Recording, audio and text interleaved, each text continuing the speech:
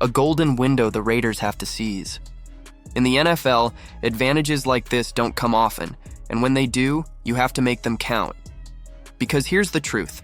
Through 2 weeks, the Raiders' defense has been better than anyone expected. Patrick Graham's unit has been flying around, disciplined, physical, and hungry.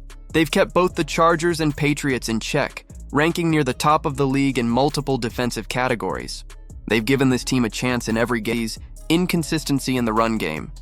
But against a Commanders team missing their rookie quarterback and possibly some key weapons, this is the kind of matchup where the Raiders' defense can tilt the game all by itself. Injury report is starting to pile up. Wide receiver Noah Brown hasn't practiced. Tight end John Bates is dealing with issues. Even Deebo Samuel, the big-name weapon they traded for to give center, missing his top options, trying to move the ball against a Raiders defense that's playing with confidence. That's not exactly a recipe for success if you're Washington. And speaking of Mariota, let's be real. We know who he is at this point. He can still move. He can still extend plays with his legs. But when you force him to stay in the pocket and consistently beat you with his arm, the mistakes pile up. That's been the story of his career. And if you're the Raiders defense, that's the blueprint. Keep him in the pocket. Take away the easy runs. Force him to throw into tight windows. Make him prove he can beat you that way. Luckily for the Raiders, the defensive front is built for exactly that. Thomas Booker has been one of the most consistent defensive tackles in football through the first 2 weeks. And then, of course, there's Max Crosby.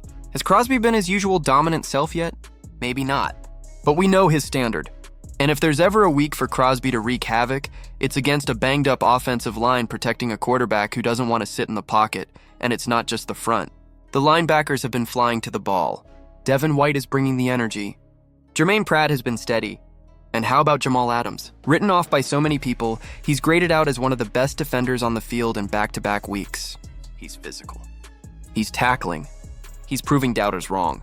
And in a game where Mariota is going to lean on quick checkdowns, quarterback draws, and RPOs, the linebackers are going to be the key to shutting it down. Now, the secondary. It's been up and down, but Eric Stokes looked strong last week. If Deebo Samuel is healthy, that's the matchup you want to see. Stokes on Deebo. 2 physical players battling it out. Kelly on Terry McLaurin is trickier. McLaurin is one of the best route runners in the league, and Kelly is still learning. That could be a dangerous matchup. But here's the thing. The Raiders don't have to take huge risks in the secondary. They don't have to gamble. If they keep everything in front of them and prevent the big play, Mariota is going to struggle. He's not built to sustain long, methodical drives. That's not his game. But let's not ignore the elephant in the room. The Raiders' defense can only do so much. The offense has to show up. Week 1 against the Patriots, Geno Smith was efficient, confident, in rhythm. The Raiders got the win. Week 2 against the Chargers, a complete disaster. 3 interceptions, no rhythm, no confidence in the deep ball. That can't happen again. The Commanders' defense isn't a pushover. Dan Quinn knows how to scheme. He'll play cover 2. He'll take away the deep ball. He'll force Geno to check it down. The key for Geno is discipline. Don't force throws. Don't try to win the game in one play. If the check down is there, take it. If Jacoby Myers is open on an intermediate route, hit him. Stay on schedule, move the chains, and trust your defense. That's the formula. Jacoby Myers is going to be massive in this matchup.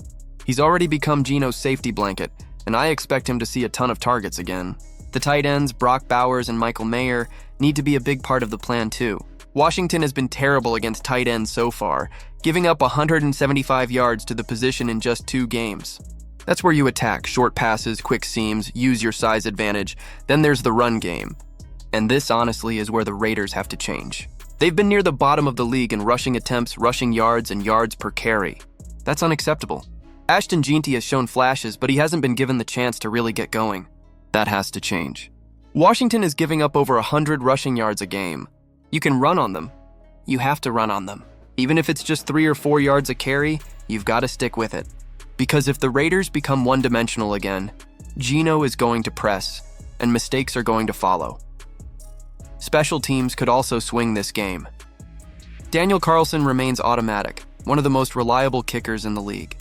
But punter AJ Cole has been shaky with too many touchbacks. Field position will matter in a game like this, especially if both defenses are playing well. And on kick returns, the Zamir White experiment needs to end. He doesn't look comfortable, and you can't afford to waste opportunities in the return game. So where does that leave us? It leaves us with a Raiders team that has a golden opportunity. Washington is wounded, Their rookie quarterback is likely sidelined, and Marcus Mariota is not they can come out of this with a win. It won't be pretty.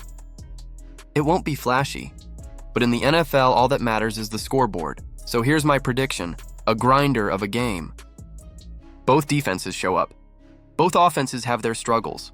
But the Raiders lean on Jacoby Myers, get the tight ends involved, run the ball enough to keep Washington honest, and force Mariota into at least one turnover.